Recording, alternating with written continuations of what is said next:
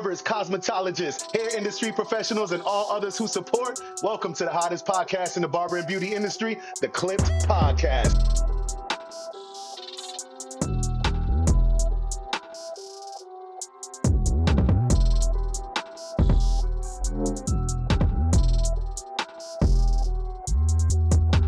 You know what I'm saying? We like to be a little controversial. We like to talk about a little bit of things in the barber industry. Yeah, barbers, cosmetologists, hair industry professionals, and all others who support. Welcome to the hottest podcast in the barber and beauty industry, the Clipped Podcast. I'm your host, Prince the Fit Barber, alongside my great co-host, Tank B. Choppin, and we're going to get it in today. All motivation, education, and inspiration. As usual, we start off with Tank's Take every week. Tank, what you got for us on Tank's Take this week, man? Man, first thing is first, Prince. I want to say congratulations on making top 5 for the Barber Grammys and CT, man. For everyone watching this, if y'all don't know, my man Prince made top 5 for Positive Influencer of the Year. So before we get into this episode, I want everybody to click that link down in the description. Go vote for my man Prince, man. We want to see this man take it home. So Let's bring it home. Thank you for everybody that already voted. Tank, thank you to everybody that already voted. Thank you, Tank, and thank you to everybody who's gonna vote. Love, peace, and hair grease. It will mean a lot to me. I appreciate you guys. Yes, sir. Yes, sir. But moving on, man. Let's get into the episode now. Let's get to the nitty gritty, man. Let's get it. So today on Tank's Take, I want to talk about, are we just barbers? Is all we do we just cut hair? And I want to talk about this because I see a lot of hate and shade getting thrown at barbers, right? Like, for instance, I'll post a video on Instagram or TikTok talking about, the stuff barbers do, right? Yeah. And people will be in the comments talking about, bro, shut up. All you do is cut hair. Just cut my hair, bro. You're just a barber. You acting like you a lawyer or some shit, right? And it's like, bro, like, not one time did I compare myself to a doctor. Not one time did I compare myself to a lawyer. I'm just talking about strictly barbering. Like, yes, we do just cut hair in a sense, right? Like, we just cut hair. But, however, I'm about to say, we provide valuable information when people get help with shit. Bro, people come in here and they be asking us for some advice, and we got to give advice. They're sitting here talking about their life. We got to listen and be therapists at times, right? Facts. Sometimes they even ask us like, man, hey, or they'll be like, bro, I got a job interview coming up. Let me get right for my job. And we got to hook them up, give them the best of our ability, the best that they can look so they can get this job. When they have weddings, when they have, when they're going to any big family event, they hitting us barbers up to make them look good. So that's why I'm wondering, bro, is like, how can people say that, oh, all you do is just cut hair? You just a barber. Like, technically, yes, we're barbers, but we're not just barbers, right? Exactly. So I'm surprised people still run with that after COVID, because I thought after COVID, people was going to see the value in barbers. Yeah. Because, bro, people were willing to pay whatever for arm and a leg during COVID. Yeah. You know what I'm saying? Arm and a leg during COVID. They was ready to pay whatever. And I thought that after that, they would understand the value, because that's your confidence. It's not just a haircut. Yeah. It's just your emotions, how you feel about yourself. There's a Nugent Steady Cutting, I think his name is, on Instagram. That dude, he has transformation videos. And he takes people from, after he's done with the haircut, man, it's like, bro, like the captions on there are like, she said, I'm too ugly, or stuff like that. Or she doesn't want me, my girlfriend dumped me, or whatever it is. And then after the haircut, dude, I'd be like, wow, you can't even tell it's the same person. So it's not just a haircut, it's your confidence. It's the way you feel about yourself, which aligns with confidence. But the way you feel about yourself and confidence are two different things. Confidence is what you have when you feel good about yourself. You can't have confidence unless you feel good about yourself. You know what I'm saying? So, and that haircut is what makes people feel good about themselves a lot of the time. So I don't know about just the haircut, man. And like you said, weddings, prom, bro, that's what parties, I'm saying, bro. Bar mitzvahs, all this, man. Like, if you show up to your prom not feeling good about yourself, not looking good, bro, that could last a lifetime. You could think about that 20 years later when you look at the pictures. Yeah, you're gonna remember that, and then it's crazy because, like, let's just say for instance, bro. Like, I know you single too, but let's say like your single homie come to the shop talking about, hey Prince, hey Tank, I'm finna go out tonight. I'm going out to this, so and so popping spot. There's gonna be some ladies in the building. Man, hook me up. Well, hold on. If we just a barber, like, why you need us to hook you up to look good, right? Exactly. And I'm not saying everyone is like this. Obviously, there's some people who don't care about their appearance, right? But you can't sit here and project what you think about us on everybody else. You can't say we're just barbers, because maybe just to Exactly. you it is just a haircut, but to a lot of other Exactly. people it's more than just a haircut. Like you said, bro, Exactly. it's confidence. It builds that in you, and that confidence itself can take you a long way in any aspect Hell in life, yeah. bro. If you Hell yeah. confident as hell, you can freestyle some shit and make some shit happen, Bro, you bro. go, let's say you need the haircut and you go into a networking event and you need the haircut. Or you go into some type of party or get together function where there's going to be other business like-minded people like yourself there. And you don't have that haircut, you don't have that confidence. Maybe you just hang out. If you didn't get a haircut today, you don't have the confidence. Maybe just chill with your girl on the side, talk to who you already know type shit. If you got that haircut, you feeling yourself, you might talk to someone and it might give you that confidence to talk to someone that leads you down a different direction in your life, a better path in your life. You might come up and own another business or be a part of another business venture just because you was feeling yourself that day. Yeah. And that's because of the haircut.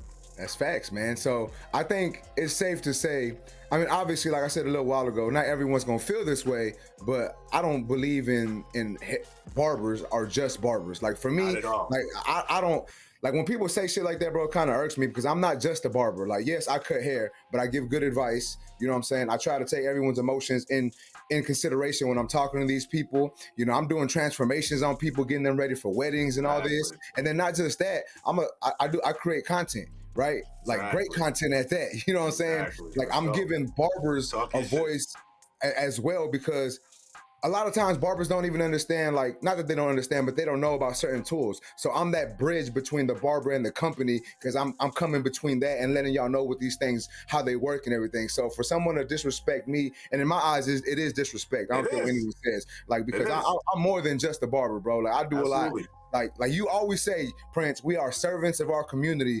The community knows Tank Be Choppin. The community knows Prince the Fit Barber, because we're not just cutting hair. We're giving back to the community, bro. I know you do a bunch of events and you give out free haircuts. At the beginning of every school year, I go to the high school down the street from the barber shop, me and the rest of the barbers from the shop, and we cutting hair for free all day long.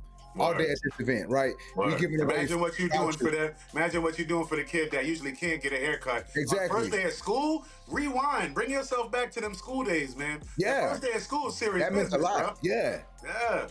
So that's what I'm saying, man. So I think for everyone who says that, like, you have the right to your opinion, but I'm here to say your opinion's wrong.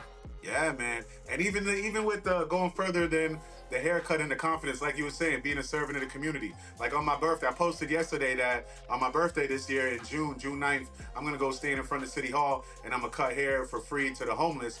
But I also am taking donations of clothing because I want to do what I've seen someone else do. And again, he's not just a barber, because he inspired me. Check this out. I didn't even think of this. Dude is a barber. So if you're gonna say he's just a barber, he inspired me to do what he's doing, and that's gonna help people in my community. So how we just barbers? So there's this dude. His name's Josh, but his Instagram is Empowering Cuts or something like that. I think I heard him. He's from Philly. He's giving haircuts, doing the transformation video, but he also gives them a whole outfit. So now he got like shirt, pants, shoes, and haircut, and a fresh fit. So now they just looking like a whole totally different person. Yeah. So with that said, and he follows these people too after their haircut. He don't just cut them and that's it. A lot of them have cleaned up their lives, got job. He had a lady on there that they did a GoFundMe for. They got her a car. Now she's got a good job. Like straight changed her entire life. You feel me? And not only is he changing lives in his community, he inspired another barber like myself to do that in my community. And now maybe hopefully I can help somebody and inspire people in my community. And even if you don't give the person a haircut, and even if for the people, I may be inspiring people to do good stuff in their industries. So when they see a barber who people are saying are just a barber, motivating and inspiring and helping other people and helping them better their lives, there might be a guy in another industry, whole different industry than barbering, that's like, wow, he's using his platform of barbering to help people. Maybe I can use my platform of whatever it is that he does. Maybe he sells clothes and sees me taking donations to give away free clothes to people. Now that might inspire him to be like, let me take some of my inventory and give it away for free and help people out. Or so he can partner with you. He can partner with you from watching a barber. You know what I'm saying? He got that inspiration. I got my inspiration from another barber. So it's like, you're inspiring people. And then you want to go a step further. When they're in your chair, man, it's not only the haircut. Like you said, with therapists, I'm literally a licensed mental health clinician. There you go. With a nonprofit called Barber Therapy. God, with a nonprofit called Barber Therapy, I have pamphlets in my shop, coping with stress.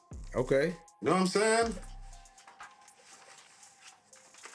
Talk to him, Prince. Talk to A him. whole bunch of pamphlets, physical fitness, coping with stress, life stress, all of that. Like they fill out the pamphlet in here, they take it home, they do a test, they do a survey, and then we come back and I evaluate their score and we talk about their weaknesses and their strengths, and we get all that done right here in the chair. So it's Yeah. like people are not just getting a haircut, you're not only inspiring them and giving them confidence, but you're making them feel good about themselves. You're giving them an outlet to talk about the issues in their life. So just a barber is highly disrespectful.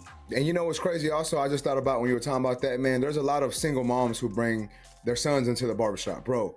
For these kids, we're the only father figure, male role model. Exactly, a male role model in their lives. I'm not saying that we're trying to be fathers to these kids, but male role model. You know, it takes a village, as they say. So when we have kids coming in with, you know, no dad or whatever, like we try to talk to them the right way. We try to instill confidence in them. We try to let them know what you're supposed to be doing growing up in this world as a man, right? So like for people just to be like, all you do is cut hair. Nah, man, like, I'm helping raise the next generation of kids who don't have that father figure, that male role model in their household, who don't look up to any men because all they have is women in their life because the man left, the woman decided not to deal with the man, whatever the case may be, right? But long story short is, if a little boy comes into the barbershop as well, and we know he don't got a dad, but he comes in and he's asking stuff, we're going to put him on game. We're going to try to help further his life and put him on the right path to success, because as men, we got to empower each other also. Exactly, man. And older generations always need to empower the youth, no matter what industry you're in or anything. Like back in the day, I remember going outside and like I never had family members like that, but I remember my man's mom would be telling me the right thing to do or trying to discipline me, or my boys' dads. Like, so it takes a village. The older generation always got to look out for the younger generation because this is just humanity. It's got nothing to do with your specific family. We're all human. This is humanity. Like, you know what I'm saying? It's just, we got to take care of each other. Like you were saying with the young boy in the chair also, I get a lot of kids. I'm in the hood. And a lot of the kids that sit in my chair, their dad's in prison and stuff like that. And I feel like when I have a kid in my chair that their dad is in prison, I do my best to try to make them not lose no love for their parent. Because as growing up with a kid in prison, with a family member in prison, like a father or your mother, you get that disconnect. But not only do you get the disconnect, you kind of lose respect, because you feel like, especially for young boys, they feel like dad left us and now I got to do everything on my own. Now they thinking they got to sell drugs. Where I'm from, they think that's the first thing that pops into mind because that's what they see everybody doing. So now they're like, they're trying to guide themselves down a path. And that path is going to get them in trouble. And low key, subconsciously, they blame the missing parent for them having to go through these struggles. Yeah, facts. I used to always be angry at my parents, even though I didn't even know them. That was made it worse. I was like, yo, they left me in this world alone. And every time I bumped my head trying to go down the path and do the right thing, and I would end up getting in trouble and I'd be in juvenile detention, I'd blame them. I'd be like, that's because they wasn't around showing me the right way. I hate them. I used to be like, I don't know more. I've learned to forgive and love, and I still don't even know. I still don't see them or whatever, but I just learned to forgive because that's what we got to do. But I used to always blame them. I'd be in penitentiary praying to God, like, yo, where are they? Where are these people, man? Like, I keep trying and I keep bumping my head and ending up in the penitentiary, in the juvenile system. Where are they? And I used to hate my dad for that. I used to hate my mom for that. And I didn't even know them. So when I got the young kid in my chair, I'm always trying to keep his connection with his father. I talk to them as a grown man around their father's age that have been through the penitentiary system, and I just try to tell them, like, you know, we make mistakes. Your dad probably really thinks about you every single day. I tell them stuff that I used to do, like, yo, I used to write letters and stuff, you know, I got 5 nephews, man, and I used to think about everybody while I was in there, and because I got a sister also that was raised on the streets. We were split up, you know what I'm saying, and she was in foster care, and her kids, her sons are in jail right now. You know what I'm saying? They're 14 and 15 and they're locked up right now. So with that said, like, and I always loved them, but it was because I was in prison and couldn't do nothing for them. But so that's why I try to tell the young man in the chair, like, yo, your dad loves you. He's probably in there thinking about you every day. He's probably in there doing push-ups, trying to better himself so he can come home, so he can be a good dad. He just can't call you when he wants to call you, or he can't connect with you when he wants to. So you may feel like he's never thinking about you, but you're probably on his mind all day, every day. And I tell them, like, you know, from a perspective of a guy being, I was probably locked up with your dad. You know what I'm saying? I seen him in there thinking about you. You know what I'm saying? So, like, you're giving that kid more because that hate for the parent that is gone, or that parent, the father that ain't around, that's going to lead them to getting in trouble. And then that's not only going to ruin their life, it's going to ruin their mental state, because that once you're deep into that, some people don't come out of it. Thank God, and my surroundings and my abilities and my strength, that I was able to like figure it out and come out of it. But a lot of people don't, man. They just hate life, they hate themselves, and they end up going down paths where they can't return from. So the Just a Barber is a part of that step, you know what I'm saying, Yeah. to curing the youth's mental state, man. So There that you go. Just a Barber shit is whack. Hell yeah. That was deep. I went a little too Hey, that was good though. That one went off like 20 minutes, but it's good, man. We got some good yeah, points. that was crazy. I love it. All right, wrap up the segment real quick. Just be like, yeah, well, yeah, I got you. Yeah, Prince, I agree, man. So for like I said earlier, man, if you're a barber, don't let someone tell you just a barber, because you're more than that. And for everybody saying we just barbers, quit it, man. Quit it. We ain't with all that. knock it off. Yo, say what you think in the comments, man. Do you think we just barbers? We just cut hair? Or are we necessary in society, and are we more than just barbers? Let us know in the comments. Maybe we'll have you on the clip one day. So we just gonna run right into the second segment, which is Prince's Pick. Today on Prince's Pick is, what matters more in this barbering career? Online support or community support? We see a lot of people blowing up online. They have hundreds of K followers. We see people traveling from different states to go and see the barber. But then we have those barbers that only focus on their community. They're booked up all day. They do backpack toy drives, and they're also booked up. They also get the love and respect of their own community. Not so much online. He may only have 1,000 followers online, but he's a booked up barber. His community loves him. But then you have those guys with 200, 500K followers that, again, people traveling in, they're making content. What matters more, Tank, to a barber? What's more, what should a barber focus on? If you're coming out of barber school or you're just starting barbering, what should you really focus on? Should you focus on just your community, or should you be focused on trying to blow up on the internet? I think it depends, man, what you want to do long term as a barber, right? Like if you just want to be a barber who cuts hair behind the chair, you want to open up a shop, cool. You really don't have to worry about your online community too much. I mean, in a sense, yeah, but don't worry, you don't really got to put too much effort into it. If you just want to be like your neighborhood barber, everybody knows you, then obviously the community is going to be something that you really want to focus on. But if you're one of those people who a lot of people are nowadays, you want to have that, but you also want to have your online presence. You want to be flown out to these events. You want to make friends with all the other content creators, all the other big people at expos and whatnot. Then you kind of have to worry about both, right? But balance it out. You got to balance it out, man. But I think the way I see it, man, I see it as me. Like as a barber, bro, when I first came into the game, I wasn't worried about this online stuff. Like I was strictly behind the chair trying to make a name for myself and my community. And one thing that I do want to touch on is, even though a lot of times when we think of community, we think of where we're at. You know, we think of the area we're in, the people around us. But we can kind of carry over the community of our surroundings to our online community. And what I mean by that is, you can have a bunch of followers, bro, like 100,000 followers, maybe even more. But if you don't have an actual community online, that don't mean nothing.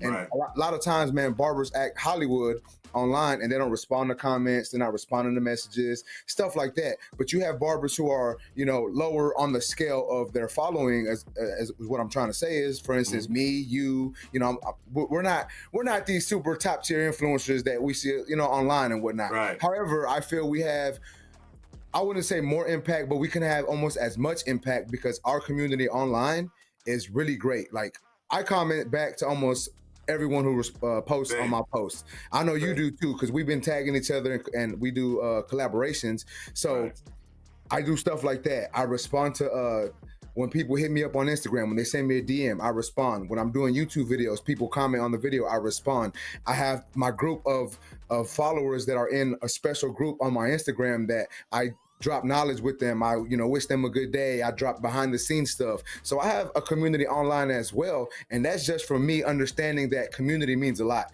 Even though it's not right here next to me, it's right here on my phone. All I got to do Yeah, is get my exactly. phone, open it up, and that's my community as well, right? There So you if you go. learn how to use your community from what you have here around you, and you learn how to transfer that online and get a community online as well, I think that's the best of both worlds, and you can actually get really far wherever you want to get. Like if you're trying to get to the moon, you can get to the moon doing it with both. If you want Yeah. to be one of the greatest influencers online, you could do it when you have a great community on both. So I think by tackling both, that's the best way to go if you're trying to be the good neighborhood barber, but you're also trying to be an online presence as well. Nah, the great answer. Great answer. I agree. I agree. And I feel like so when I first opened my shop, I said I'm gonna start doing the internet stuff. I'm gonna get an Instagram. I might as well go all out because now I own my own business. I might as well explore every avenue, right? Yeah. But before that, I was just neighborhood barber. I only cared about what was going on in my city. But the unfortunate part about that was I connected with more people in my own city when I started getting an online presence. Yeah. So when my followers came up, but it made sense to me, and then I learned how to balance it out, like you were saying, because it does make a little bit of sense, especially with the younger generation. They mess with Instagram, they mess with TikTok, they mess with social media heavier than they would mess with people on the streets. So if you got kids in your neighborhood and they see you have 50K, 100K followers, they'll come to your barbershop because of that. If you have no internet at all and you just meet the young man out and about and be like, hey man, come by and get a haircut sometime, they're gonna be like, all right, they might come, they Yeah, might not. they When you might show not. them your Yeah. Instagram, they gonna pull up. And especially like a lot of them, they want to be in your video. They see you In the making a lot of videos. transformation Yeah. video. They want to be in the video. You know what I'm saying? Right. So I was mad at it at first because I'm like, damn, the community messing with me more now that I have an online presence. But then I started to think like, but that's just the day and times we live in. That's Yeah. just Right. how it is, bro. Like people like see other people messing with you, they want to mess with you. There's nothing to get really upset about. Like that's just what it is. That's just life. And especially with the younger generation, they respect your online presence. So definitely as a barber, you got to find that balance of how you can do both. But I Yeah. will say never put never look at the internet like that's the major goal of getting all these followers and all. Be a community person, build in your community, worry about your community as far as building your foundation, but make sure you do have an online presence And because the then community's gonna respect that as well. yeah, and let's be real also, Prince. Like we know people who are, they have all these followers online. And we've talked about it on the Clip podcast before, where they have all these followers, they're doing all these things, but when they're in the shop, they're not even booked because Yes, exactly. they're not worried about their community. They're only worried Exactly. about online. So when they come back home and they open up their books or they're cutting Monday through Friday, in town, a lot of people don't even know who they are in town. Exactly. So it's like, what's the point? Exactly. A lot of times you get all these followers again from viral clips or viral reels. So people will see something viral, they'll press the follow button, and then that's it. That's Yeah. all you got. They just followed you. Just press the button. That is it. They're not your foundation. They ain't gonna vote for you when you want to win something. They're not gonna come get a haircut at your shop. They're not gonna do any of that. They just Yeah. followed and watch you just like they follow every other person. So what I've grown to know is like people with like up there 500K or more, at least 3/4 of those people don't even support that person.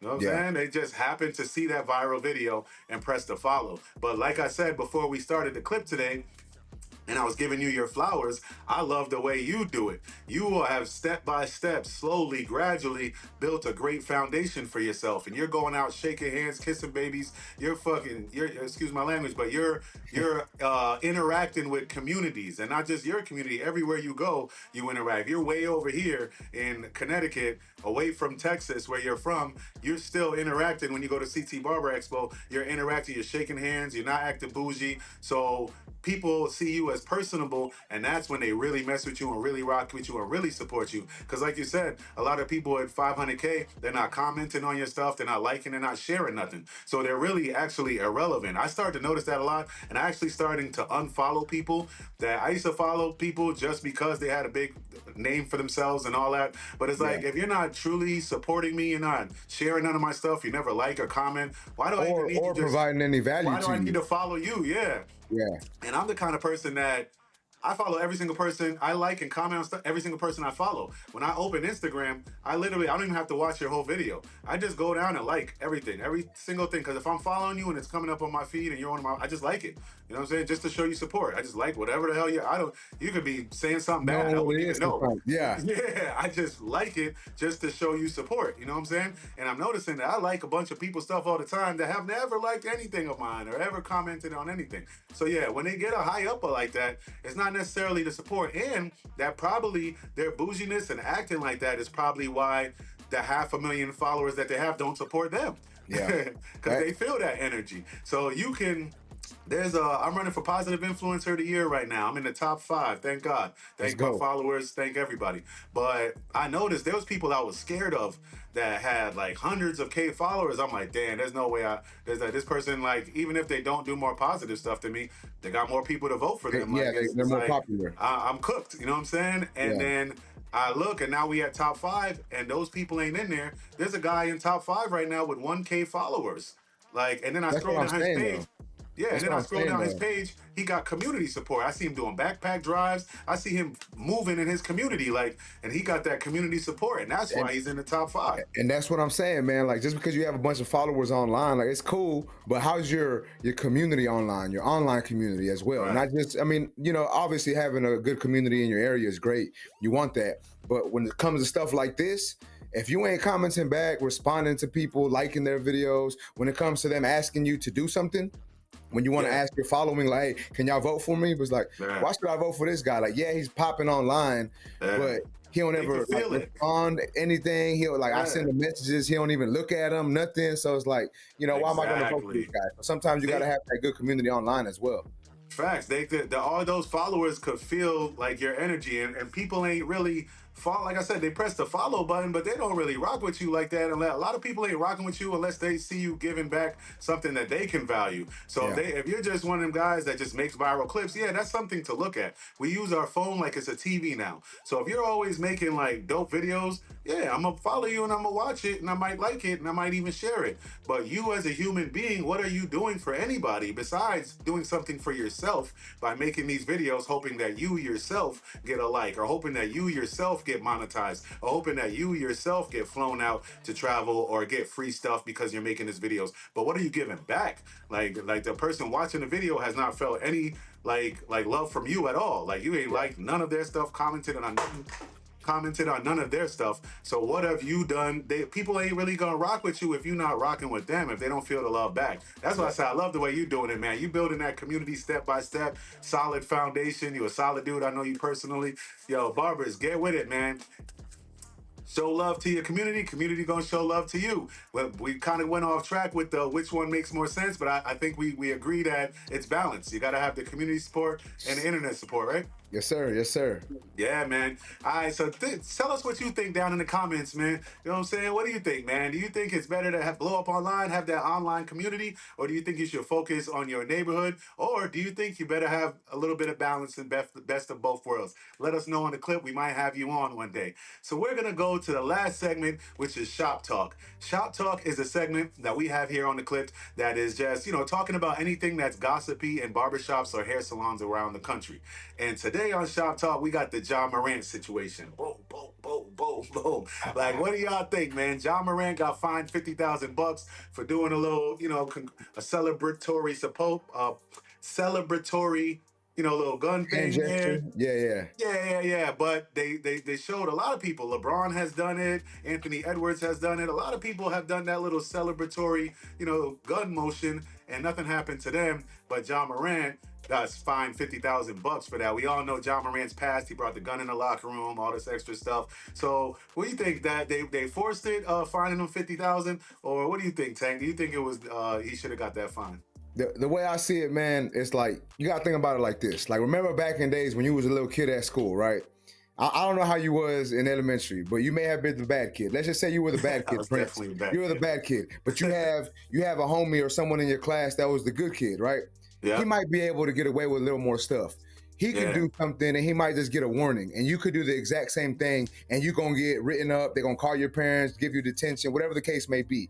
But why is that? But because you have a reputation already, right? Right. So I think that's kind of the way they're going about this situation. Like, yeah, LeBron's done it. They've had other people doing it or similar gestures as well, and they don't get fined for it. So why does this guy get fined for it? Well, Right. obviously they feel that maybe him doing it is a little more, what's the word I'm looking for? Dangerous, I guess you can say, because he's around stuff like that. You know what I'm saying? I'm not saying this right. Not by all means, I'm not saying this right, but I'm just Yep. trying to understand what was the reasoning for it. And I think that has a big part to play in it. I know if I'm a troublemaker and I do something dumb and I get in trouble, and then the person next to me is not a troublemaker and he did something dumb and he just gets a warning, I understand why I got in trouble. I'm Nah, always for messing up. real. So maybe that's what it is. But Yeah. I can't speak for the NBA. I can't speak for why they decided to find certain people. Maybe they want to make an example out of them. I mean, I Yeah. don't know.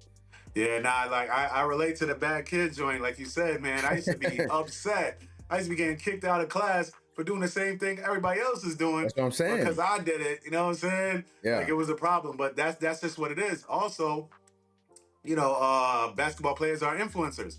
The bad kid is like an influence in school to other people. Yeah. Like for some weird reason, people always jacking the bad kid. Like they want to do the stuff he's doing. Yeah. Like it looks cool because kids got a little mischievousness in them. So when they see the bad kid doing something, it kind of like excites them a little bit. So that's probably why I used to get kicked out real fast, because if I do it, somebody else probably gonna do it right after me.